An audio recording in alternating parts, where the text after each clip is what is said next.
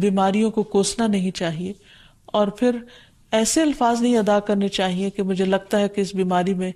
میری زندگی چلی جائے گی، یا یہ کہ کسی مریض کی عیادت کے لیے جا کر اس کو اس قسم کی بات نہیں کرنی چاہیے، خواہ کتنی ہی خطرناک بیماری کیوں نہ ہو، ہمیشہ اسے امید دلانے چاہیے،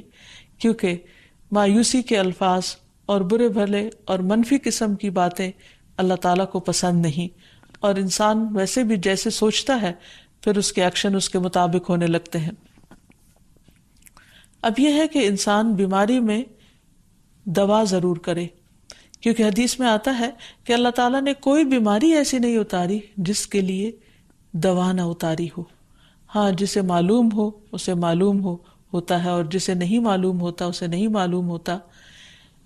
بعض اوقات اللہ تعالیٰ ڈاکٹر کے دل میں ڈال دیتا ہے اور اس کا علاج اس کو سمجھ میں آ جاتا ہے، اور بعض اوقات وہ بیماری لا علاج ہوتی ہے،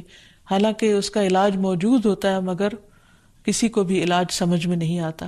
بہرحال نوعیت کچھ بھی ہو تو علاج ضرور کراتے رہنا چاہیے، اور کبھی مایوس نہیں ہونا چاہیے کہ اس بیماری کا علاج ہو نہیں سکتا۔ نہیں، ایک کے بعد ایک کوشش انسان کرتا رہے، اور جب اللہ کا اذن ہوگا بیماری دور ہو جائے گی۔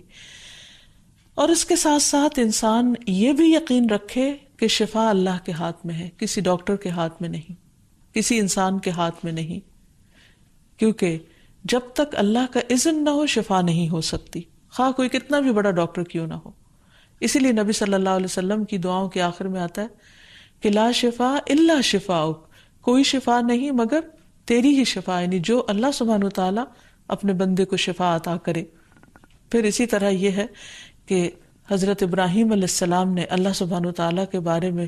فرمایا تھا کہ وَإِذَا مَرِضْتُ فَهُوَ يَشْفِينِ،